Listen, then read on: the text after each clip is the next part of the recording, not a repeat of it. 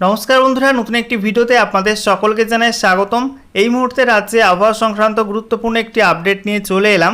আজ সকাল থেকে রাজ্যের একাধিক জেলায় মেঘলা আকাশ ছিল, বিশেষ করে উত্তরবঙ্গের সব জেলা এবং সেই সঙ্গে দক্ষিণবঙ্গের মধ্যে মুর্শিদাবাদ, নদিয়া, বীরভূম, পূর্ব বর্ধমান, পশ্চিম বর্ধমান এইসব জেলায় মেঘলা আকাশ এবং বাকি দক্ষিণবঙ্গের জেলাগুলিতে আংশিক মেঘলা আকাশের সঙ্গে অস্বস্তিকর গুমোট গরম ছিল এবং সেই সঙ্গে রোদের তেজও কিন্তু ছিল।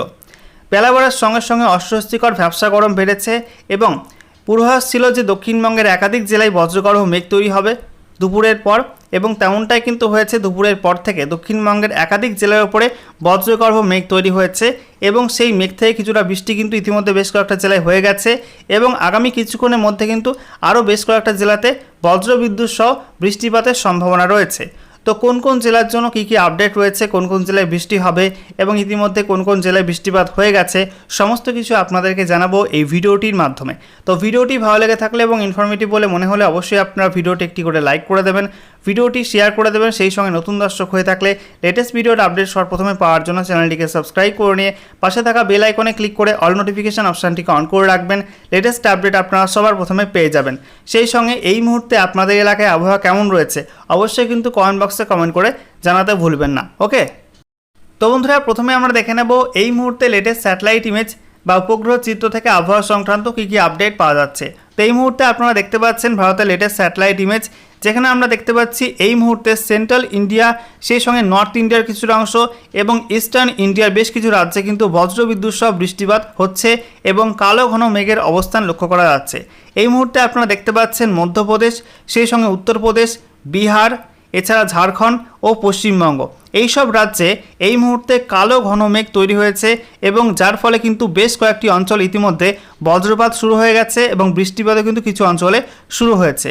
প্রথমে আমরা দেখে নেব পশ্চিমবঙ্গের চিত্রটা কী রয়েছে। এই মুহূর্তে আপনারা দেখতে পাচ্ছেন পশ্চিমবঙ্গের যে ওপরের 5 জেলা সেখানে কিন্তু আকাশ পরিষ্কার হয়ে গেছে, সেখানে বৃষ্টিপাত এই মুহূর্তে হচ্ছে না। তবে উত্তর দিনাজপুর জেলায় মেঘলা আকাশ, সেখানে বৃষ্টিপাত খুব একটা হচ্ছে না। তবে দক্ষিণ দিনাজপুর জেলাতে মেঘাচ্ছন্ন আকাশ, কিছুক্ষণের মধ্যে কিন্তু দক্ষিণ দিনাজপুর জেলাতে বজ্রবিদ্যুৎ সহ বৃষ্টিপাত হতে পারে। এদিকে আমরা দেখতে পাচ্ছি মালদা জেলা জুড়ে কালো ঘন মেঘ এই মুহূর্তে রয়েছে এবং একই সঙ্গে ইতিমধ্যে বেশ কয়েকটা অঞ্চলে বজ্রপাত শুরু হয়ে গেছে এবং সেই সঙ্গে বৃষ্টিপাতও কিন্তু শুরু হয়েছে। সেই সঙ্গে আমরা দেখতে পাচ্ছি এই মুহূর্তে মুর্শিদাবাদ জেলার পূর্বাংশে এবং একই সঙ্গে বীরভূম জেলার উত্তর পশ্চিমাংশে কিন্তু কালো ঘন মেঘের অবস্থান লক্ষ্য করা যাচ্ছে এবং এই সমস্ত অঞ্চলে কিন্তু ভালো বজ্রপাত হচ্ছে এবং একই সঙ্গে বৃষ্টিপাতও কিন্তু শুরু হয়েছে কিছু অঞ্চলে। এদিকে আমরা দেখতে পাচ্ছি পশ্চিম বর্ধমানেও বজ্রগর্ভ মেঘ তৈরি হয়েছে, যা থেকে ইতিমধ্যে বৃষ্টিপাতও শুরু হয়েছে। কিছু অঞ্চলে কিন্তু বজ্রপাত হচ্ছে আসানসোল এবং দুর্গাপুরের পার্শ্ববর্তী অঞ্চলে।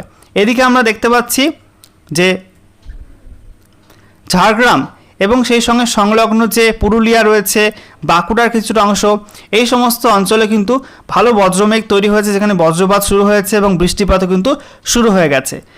এবং সেই সঙ্গে আমরা দেখতে পাচ্ছি বাকি জেলাগুলি অর্থাৎ নদিয়া, সেই সঙ্গে পূর্ব বর্ধমান, হুগলি, হাওড়া, উত্তর চব্বিশ পরগনা এইসব জেলা কিন্তু মেঘাচ্ছন্ন আকাশ রয়েছে, তবে তুলনামূলক কিন্তু কম মেঘ রয়েছে এইসব জেলাতে। এর মধ্যে আমরা দেখতে পাচ্ছি বর্ধমানের কাছে কিছু ভালো বজ্রমেঘ তৈরি হয়েছে, যা থেকে ইতিমধ্যে বজ্রবিদ্যুৎ সহ বৃষ্টিপাত শুরু হয়ে গেছে এবং বাকি অঞ্চলগুলিতে কিন্তু ইতিমধ্যে হালকা থেকে মাঝারি বৃষ্টিপাত শুরু হয়েছে।